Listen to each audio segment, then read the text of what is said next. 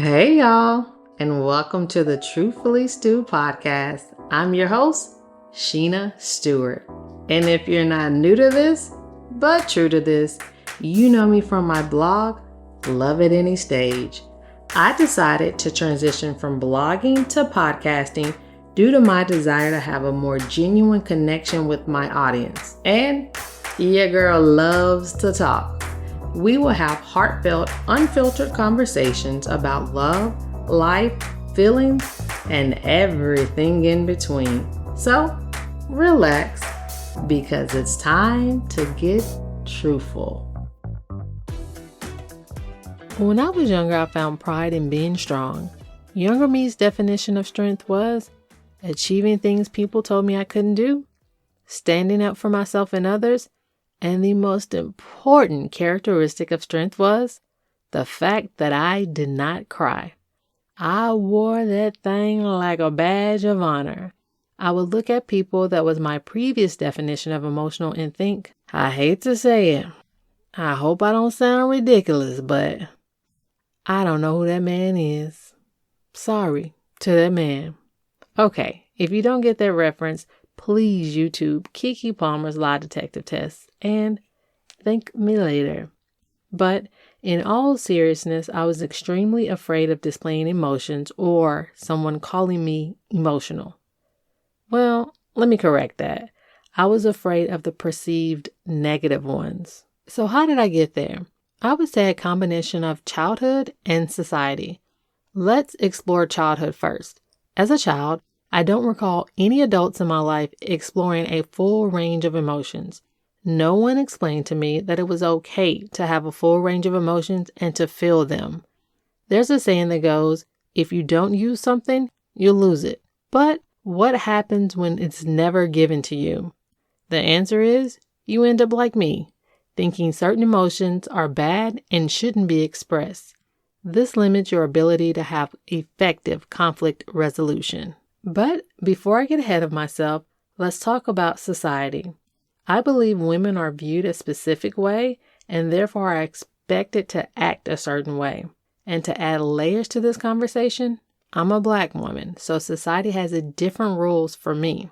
For example, a lot of Black women avoid being vulnerable out of fear, embarrassment, shame, and in some cases, for survival. Many of us have been conditioned into thinking emotions can be a liability or weakness. Society tends to put women in a box, and that box can be very suffocating if we're not equipped to tear that thing to pieces. So, how did I go from being afraid of emotions to sitting behind a mic, sprinkling vulnerability everywhere?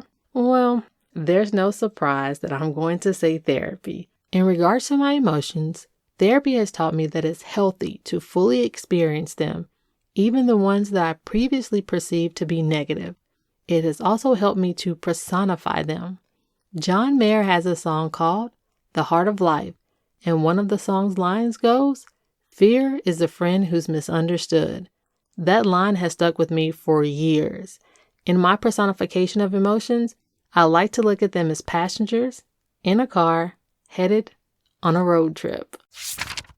Hey y'all, I came across a tool that I felt will be helpful to anyone that prioritizes taking care of their mental health and becoming the best version of themselves. Because being a self-advocate for your mental health is proactive and beneficial. So, when I saw that Courtney Arlesia, a licensed mental health professional, created a digital psychoeducational tool to help improve coping skills, self-reflection, and positive self-talk, I wanted to share with you. The weekly mental wellness planner is digital, making it easy to keep up with your positive affirmations and journal entries on the go.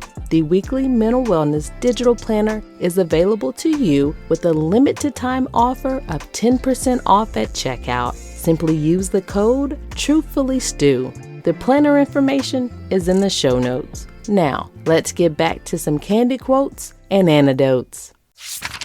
Some trips are short and others, whew, you gotta pack a lot of snacks for those.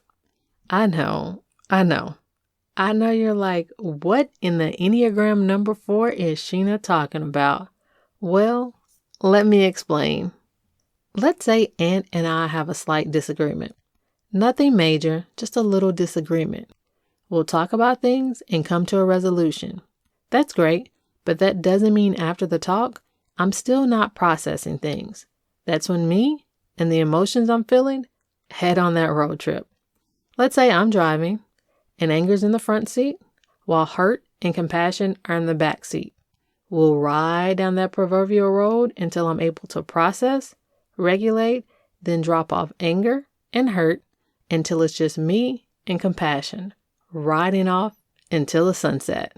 Some situations are harder than others, and hurt will go from the front seat to the back seat to the front seat again.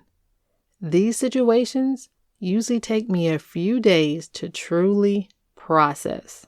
The last thing I want to talk to you about is what I do after all that emotional processing.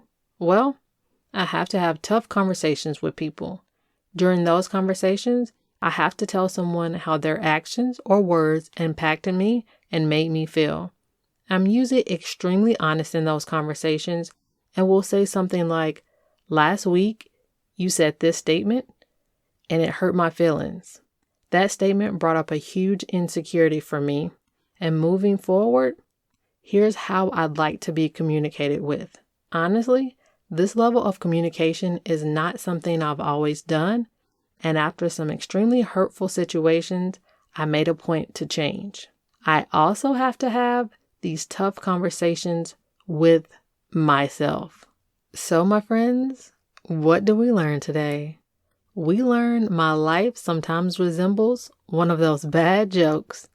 You know, the ones that go something like, Sheena, anger, hurt, and compassion all piled into a car. Wait, I think it's all walked into a bar? Yeah, I'll work on that. But before I go, have you ever personified your emotions? Hit me up.